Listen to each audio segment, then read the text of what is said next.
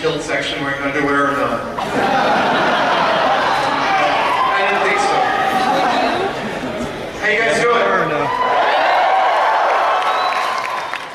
I love coming out here. This is my people.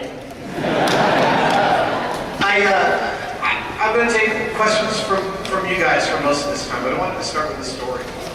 I am the son of a painter, a fine art painter. My father, Lee Savage, raised us doing animations for Sesame Street and painting paintings. And I grew up with inculcated the value of doing artwork. And in my late teens and early 20s, focused all my energy on making a lot of sculptures, making found object sculpture. Joseph Cornell was one of my heroes.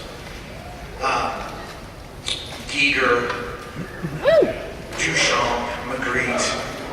And there was a point at which, in my peripatetic wanderings around the country, figuring out what I wanted to do for a living, that I happened upon, and I've told this story in a lot of different ways, I happened upon special effects in commercials. I got hired by Jamie Hyneman in 1992. And when I started working in special effects, for the first time in my adult life, I started to see that all of these weird skills I collected building weird crap in my personal life came to fore all in one location. And I started putting all my energy into the special effects that I was doing. And I noticed I had actually noted this occurrence in several other ways before this. I noticed that as I put all my creative energy into the special effects, that I was doing less of my sculpture at home. I have only one brain and I can focus it on one large thing at a time. It had happened earlier. I moved back into my parents' house like we all do. I was like 20 and I had started, I grew up with a pool table, beautiful 1900 Brunswick ball colander 9-foot table, and I just became addicted to it after I moved back to my parents' house. I played for about 3 hours a day for about 3 years, during which time I made almost no art as well. Or towards the last year and a half, as all my energy was into the billiards. So I'd seen the process where I focused on one thing and other things didn't get focused on. And I was there in special effects, realizing professionally this was actually the first thing that I might call a career. And I was thinking, so I'm not doing my sculpture. You know, special effects is littered with people who say, I used to do fine art. And I was very specific with myself that I wasn't going to say I used to be a sculptor. One of the things I learned from my father was that it's not, what is it to be an artist? When you say you want to be an artist, when you say you're an artist, all you're doing is you're communicating. Arguably, that's what my career is now, as a communicator. So, as a communicator, what are you communicating? Well, you're communicating about the process. And as anyone who's ever done anything they care about knows, the more you do anything you care about, the better you get at anything. This is the rub. It gets harder, the more difficult it gets. And it gets more difficult in my experience because you're better at it. Because you know where you're full of shit. You know where. You know your weaknesses and you know your strengths, and you know you want to make get rid of your weaknesses and increase your strengths, so you're going to push yourself farther. So on any of those things that you become good at, you're going to go into self-reflection. And that to me is the only purpose of doing anything, is to learn about yourself. So I wasn't going to say, well, I used to be a sculptor, I used to be an artist. Here I am, a special effects artist. And when I finally got to ILM, I realized I could call myself a wizard. There's a wizard over there. There's probably like a dozen in this room.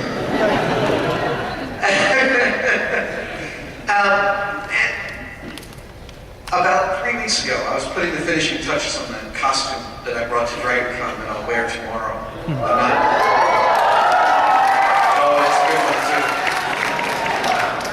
It's a really good one. I managed to get a screen-use mask and hat. And I was putting the finishing touches on it. And for me, finishing up a list like this, I'm pretty busy. I shoot the show 10 hours a day, 5 days a week. I've got twin 11-year-old boys.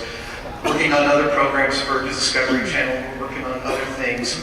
Doing interviews. There's not a lot of free time. When there is free time, I have already been thinking about what I'm going to do. Okay, I'm going to do this for this little thing. And I grab my time and I start, using it as efficiently as possible. And often because I've had time to think about what I'm going to do, that time is used very efficiently. But there I am.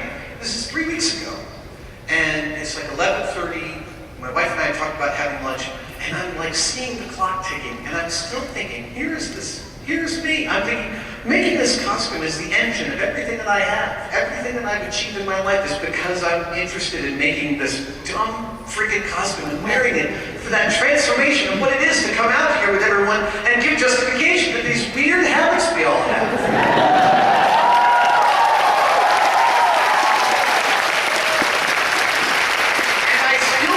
I'm stealing time. I still find myself slightly embarrassed by the habit, and I still have to remind myself that I have permission to do this. I have permission from myself, because it's about self-introspection. Is that redundant? It's about introspection, and it's about paying attention to those things that make you different and finding the people that are different just like you. So, it's not a hobby. None of these things that you guys are doing or wearing or walking around in are hobbies. It's a process, and it's a really important process. And so I salute you. Thank you for having me here.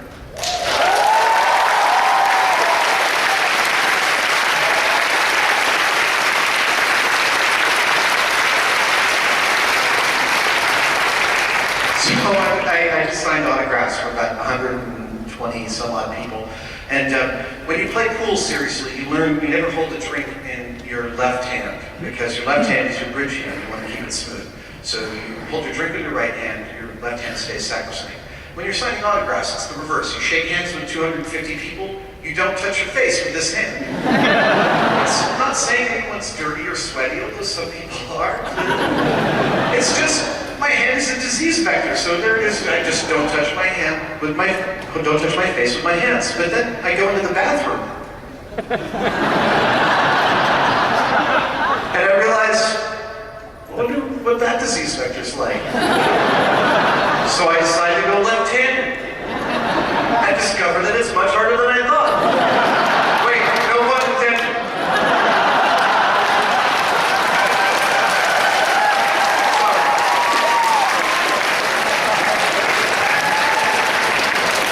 And then I wash my hands after. Where's the justice in that? Okay, I'd love to take some questions from you guys. There's microphones lurking about in here. Where are the microphones, guys? There's one over there. Are we going to send someone out in the audience to hand this microphone out? I'll answer any of your questions. Biggest, favorite, worst, smelliest are not my favorite questions, and you can actually find answers to most of those online, but I will answer them pleasantly, I promise. Yeah, that wasn't me throwing cards. I'm addicted to it, but Jamie won't let me do it in the shopping. Oh, did I just get you? I'm so sorry. I think I hit a baby. We were at Comic-Con last year, and Jamie and I are sitting at the signing table for the autographs, and this baby gets plopped down in front of me wearing a onesie. These guys are probably here. That says, "Proof that nerds have sex." I'm like, oh, look at that, that's really cute. I take a picture with it, and someone in line goes, hey, you should sign the baby. And someone else goes, sign the baby. And all of a sudden, the crowd's like, sign the baby. Okay, let's sign the baby. I sign the baby's onesie, and I push the baby over to Jamie, and Jamie says, what, sign the baby? Okay, I start to sign the baby, starts crying immediately.